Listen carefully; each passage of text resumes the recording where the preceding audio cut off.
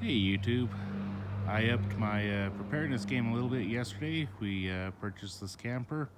We stayed in it last night. There's really not a lot in it yet because we just barely got it, but I'll do a little walk around for you and let you look at it and tell you some of the reasons why we got it.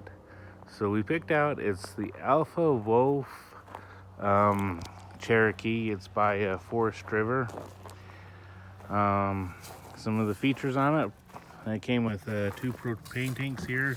We used that last night to keep the furnace going, keep us nice and toasty inside. I also got it with 2 batteries installed for me, which was very nice. Most of the places that we looked was only willing to do 1. These guys did 2.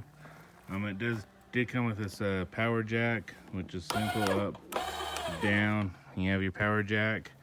I did purchase the Anderson leveling block kits. This is the Anderson rapid jack that I just have the tongue down on right now. I have the Anderson pads underneath them with some Lego leveling blocks underneath my stabilizing jacks up front.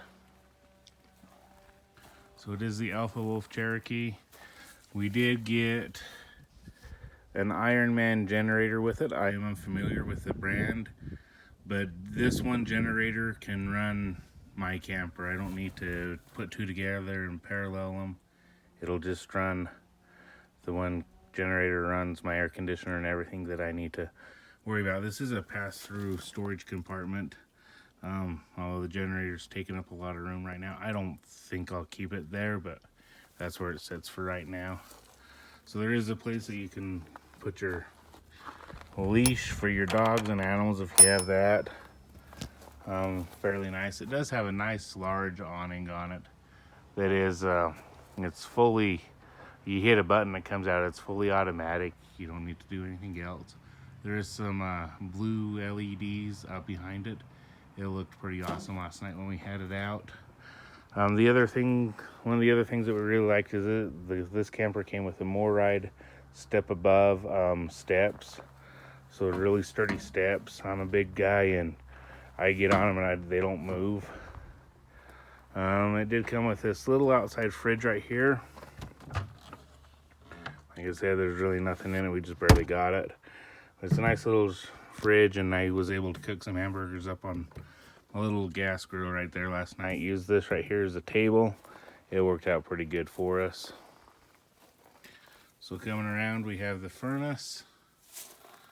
And you have your refrigerator here. It is Dometic products inside, in case anybody was wondering. We'll get to the inside in a little bit. Have some speakers out here, and there's a TV mount, so you can bring your TV out and mount out here to watch TV if you so are inclined while you're camping. This is the Blackwater tank flush on this side right here. I haven't used that yet, but I hear that's really good to use. There is an outdoor shower. I still don't know if I'm going to use that, but we will we'll see on that one. They said everybody uses them. I don't know yet. This to me was a big selling point. It's a back door here to the camper, and if you open it up, it goes directly into our bathroom right there. And that is a solid porcelain toilet. It's not one of them cheap plastic ones. I really like that. And I like that you can just open one door up and go in and use the restroom if you need to. So we have the back here. If I can get up high enough, it is wired for a Furion backup camera or observation camera, which I haven't chose to install yet, but I will after pulling this home yesterday. It would have been nice to see what was going on behind me. Again, I just show you the back tire. I'll give Castle Country RV a big shout out. They were very helpful. Very good sales guy there. His name's Steve. If you're in Helper, Utah and looking for an RV, I would highly suggest going here. These guys really work great with me. I'm coming back to this side. We have the water heater. And again, I'm not familiar with this stuff yet, but we will be soon. It is winterized for right now. So I have my city water connection, so if I'm going to an RV park, I can hook up there and it doesn't fill my tank. This one would fill my fresh water tank, And I have, I believe it's like a 54-gallon fresh water and 45-gallon black water, or that's probably backwards. It'd probably be 45 fresh and 54 black. And then you have your USB, or not your USB, your satellite cables down here, sorry. And then your 30 amp service supply right there. Again, you have a nice little storage area right here underneath the bunks. It's very nice. And a nice big slide out. I do like the slide out. I don't know much about them, so I don't know what system this is. All I know is there's 4 cables on it. It looked fairly sturdy to me when we were using it. Coming around here. And we'll just make it up front to the pass-through storage where the generator's on the other side. I don't have a lot in here yet. I have the little beginner kit they give me with a sewer hose and stuff that we're just going to upgrade before we even use it. Then I have my distribution hitch and sway control hitch right there. And then the bag with the Anderson leveling blocks and everything came in with the Anderson stuff. So let's go inside.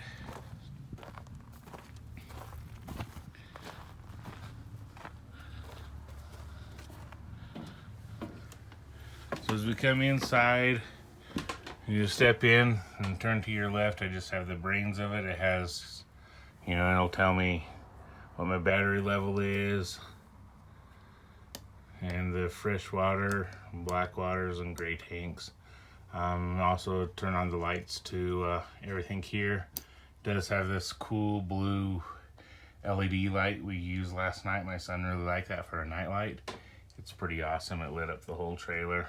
And then we have the awning extend and the slide in and out, and just the light switches. So this switch right here is kind of unique, I think. In order to keep this a 30 amp unit, they put it in a microwave and a fireplace. So with a 30 amp unit, I can only have either the fireplace on or the microwave on at one time. Otherwise, it would have had to have made it a 50 amp unit from my understanding. So that switch up there controls which one is on, either the fireplace or the microwave. Which is fairly cool. I liked it. I don't see any downside to it.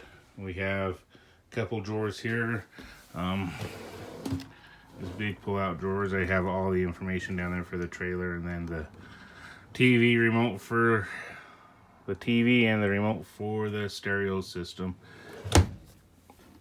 And down here just a cable and a couple spare parts right now.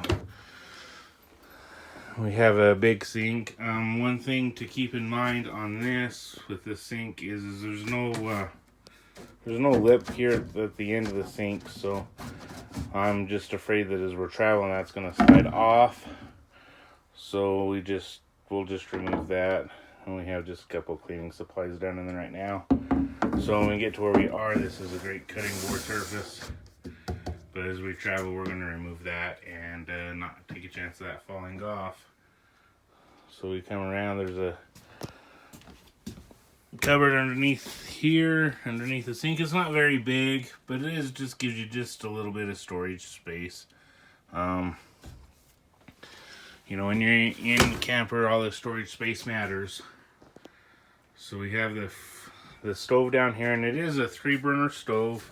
I do have the propane off right now, but I have some cool LED lights.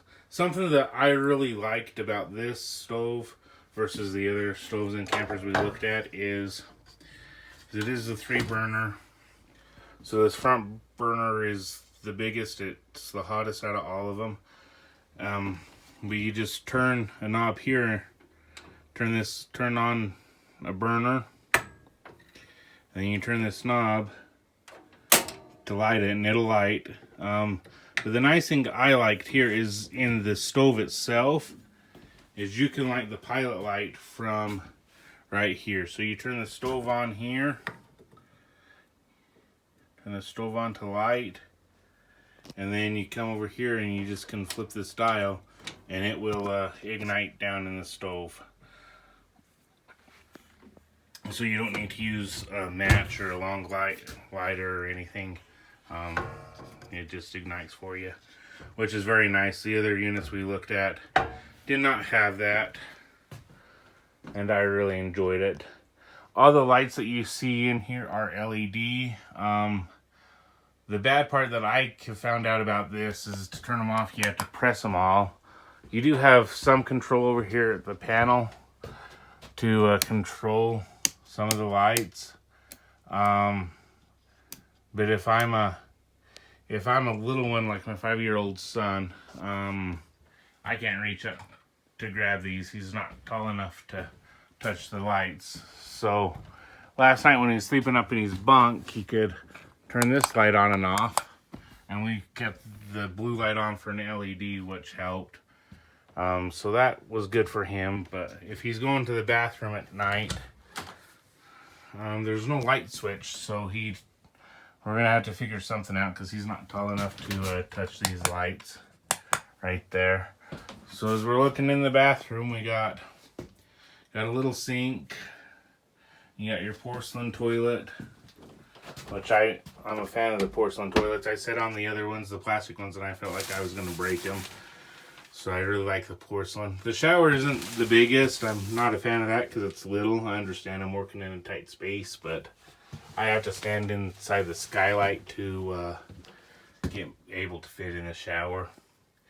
So there's this fan right here. I believe they called it a Fantastic fan. It's really quiet, and it'll work with just battery power on.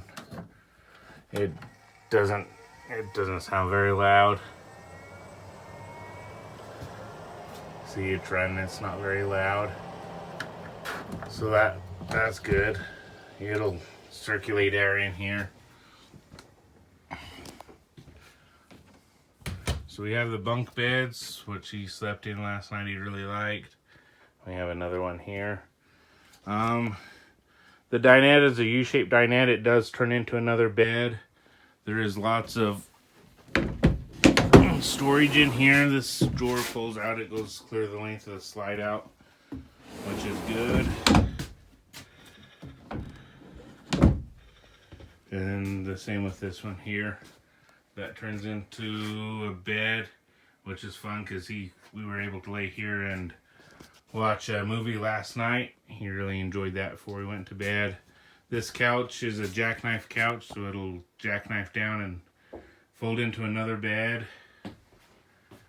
And then we have just the TV and fireplace entertainment system. Then you come into the master bedroom, which is it's a queen bed, but it's not a standard queen bed. It is an RV queen bed, and it's, I believe, 3 inches shorter. The width is the same. It's the length that is shorter than a regular queen bed.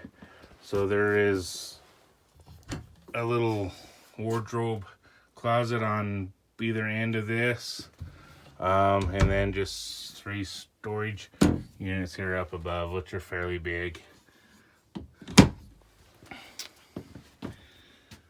So that is the tour of this. Again, this is an Alpha Wolf. It is a 26. Let me show you so I don't lie to you. It is a 26 DBH-L.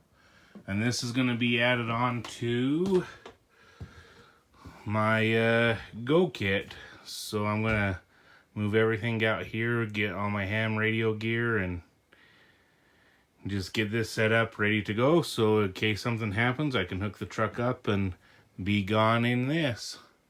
A Go kit. I'll still have my Go bags ready and everything like that, but this is just bigger and it'll be a little more comfortable. If the scenario calls for this, I can take it and go. If you guys have questions or comments, please leave them below. I'll be glad to answer them the best I can. Have a good day.